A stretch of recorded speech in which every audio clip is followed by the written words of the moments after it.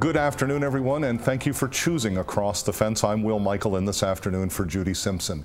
It is the fourth Wednesday of the month, which means it's time for our monthly Bird Notes program, and as always, joining us is Mark LaBarr, the conservation biologist with Audubon, Vermont. Good afternoon. Great to see you. Great to see you, Will. Always nice to see you sitting across the table from me. Changing things up on you a little bit. Sure, that's all right. And you are as well. You're going to take us on a field trip of sorts today. You tell me that we're going to go visit some of our friends over in Maine. Yeah, so basically I went on vacation. A working vacation? Well, oh, no. You know, it all depends as in the bird world whether or not it's working or not, but you manage to do a little birding. And of course, this vacation happened to time itself pretty nicely with the fall migration. So I went over to Maine to visit a couple of friends and visited a couple of places and just thought I'd talk about some of the birds I saw. Well, we look forward to that. Give us a starting point, maybe? So my first spot was to visit my friends Scott and Amy. They live in Belfast. Okay. And Scott's a great friend of mine. He did loon work here in Vermont for years. And so we started at his house. And that's Belfast is maybe a third of the way up the coast, roughly? North of Camden, okay. You know, just north of Camden in that area. And of course, you know, I was doing some passive birding. This is what I call, you know, whatever I see as I'm in any place I am. So now the first thing we see is we're sitting at his house drinking coffee in the morning, is we have a bald eagle fly over. And of course, a nice way to start your trip in, you know, Belfast is a city. But it's right there on the coast. So to have a nice, mature adult bald eagle fly over, that was a good start. I know a lot of Vermonters will say that they see bald eagles because of the restoration project in the Connecticut. They've made their way over to Lake Champlain. Speaking for myself, the only time I've ever seen bald eagles is visiting Maine. Yeah, so Maine has a great population of them. Sure does. And Vermont's population is getting better and better, as you know, too. So that was a good start. Yeah. So what else did after that? So again, Scott's a birder, so we ended up going to a place called Sears Island, and this was great. This was one of the good warblers that we saw, and again, we're in the fall, so it's you know, it's what we call confusing fall warbler time. This is what this warbler looks like in the fall. In the springtime, this is a bay-breasted warbler, which is a northern boreal species. In the springtime, this warbler is going to look quite a bit different. You can see it takes on, the male takes on a completely, you can see where it gets its name, bay-breasted. Yeah. So again, come the springtime, trying to figure, I mean the fall here, trying to figure out some of these warblers is pretty good. But the nice thing about Sears Island, we literally pulled up and we walked about 100 feet, and the warblers were just flying over us. It was just a major push of birds as they had migrated during the evening, probably, and were now moving along the coast feeding. You know, red starts and all sorts of different things that were there, yellow throats and... so a normal occurrence, and you happened to be there to be able to observe and be part of this. What we would call a mini fallout. Yeah. And, you know, some of the other birds that we saw, one that we saw in pretty good numbers, is the black-throated green warbler. Now, this warbler is a little bit more distinctive in the spring, but even in the fall, you can see that black throat. This is a common bird we have here in Vermont, and some of the coniferous things. It's a zoo-zoo-zoo-zoo-zee that you would hear if you're up in any of the woods here in Vermont. So we had a large number of these birds moving through, and then, you know, some of the non-warbler species that we had. A great one to always see is what used to be called the solitary vireo, but is now called a blue-headed vireo.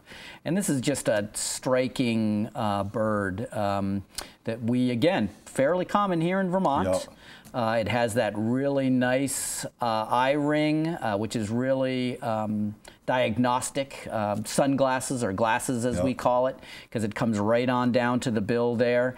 And like its counterpart, the red-eyed vireo, which, you know, kind of just chats away in the woods all day, the blue-headed vireo does the same, a little bit slower. Of course, nothing's singing right now, so it's all visuals that we're working on. And then another good one that I normally don't see, blue-headeds I come across quite a bit, is the Philadelphia vireo. Now you can see this is in the same family of birds, but looking quite different than that blue-headed vireo. Really puffy. Yeah, this guy's, and he's got a little bit more yellow on them. They both have the hooked bill. This bird looks a little bit more like red-eyed vireos, but much smaller. Again, a boreal species.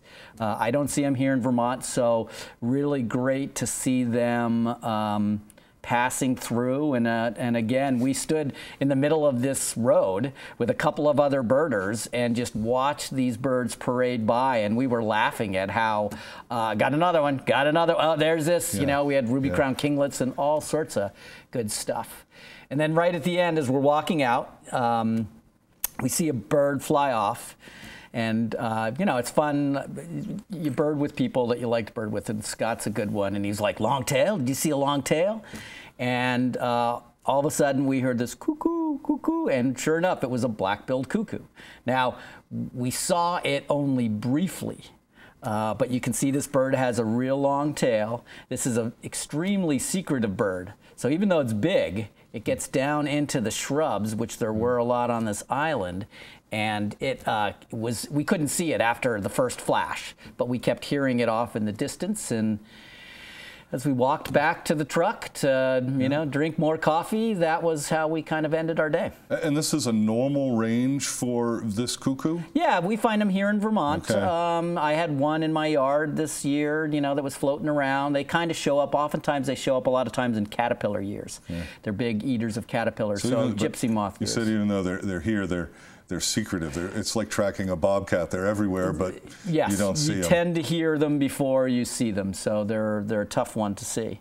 I was going to note, as you've talked about being on the island, you showed the bald eagle. It did remind me springtime and hummingbirds in Maine. And I just quickly wanted to jump in and ask, what happens to all the hummingbirds in Maine come fall? They've already moved off? They're gone? They're starting to move. I mean, they're at the end of their migration. You know, I think the beginning of October is when we see hummers, the last of the hummers, and people should leave their hummingbird feeders up. It's a great food resource for those birds migrant, and they need it. They're not going to stick around just because you have your hummingbird feeder up. But then, so I interrupted that's right. someplace other than Sears Island. So I went hiking that day up to the Camden Hills, just outside of Camden, and it was really quiet. Except I got up to this cliff, and again, passive birding. I'm sitting there soaking up the sun on the cliff, and what flies by? I heard it first, but a peregrine falcon. And Scott had told me that there might be one up there. So again, just kind of a great, I wasn't looking for it. I heard it off in the distance, and I was like, and sure enough, as I'm sitting there on the cliff, it came buzzing right in front of me, and I got a nice glimpse of that. So not a busy time up on the mountain, but certainly, you know, worth the hike and worth seeing the bird. Can I ask you, Mark, is there competition between a species like that and another bird of prey going again back to the bald eagle? Well, it's funny because I did hear it, and I think what it was that peregrine falcon was chasing off a red-tailed hawk that also seemed to be flied. Yeah, so they'll do that much more so in the spring.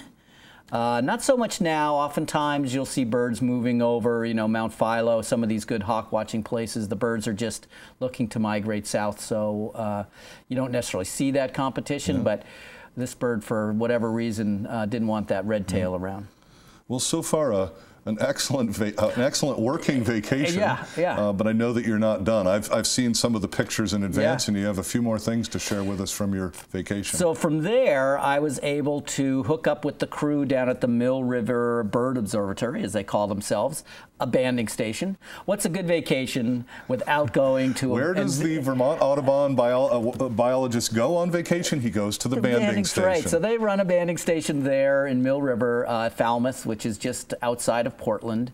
And here's some of the interns and staff that work there. You can see all the bands dangling. They have a nice little station there. Similar setup to what you do at Green Mountain? Only a lot more birds than what I catch. The first day we were there, they had 130 plus birds. And so, you know, it was great to have conversation with folks, great to band some birds. Since I have my master's permit, I was able to step in and help them out. That's neat. So the interns got a lot of time with the new birds, and I got to band a lot of gray catbirds. We had probably, of the 130, 40 to 50, about 40 plus were gray catbirds. And each one of the mornings, we had 80 the next morning that I helped them. And I think about 30 of those were catbirds. So lots of catbirds, lots of young catbirds that were moving through that we were banding. So favorite bird of mine, I was more than happy to help. We also caught flickers.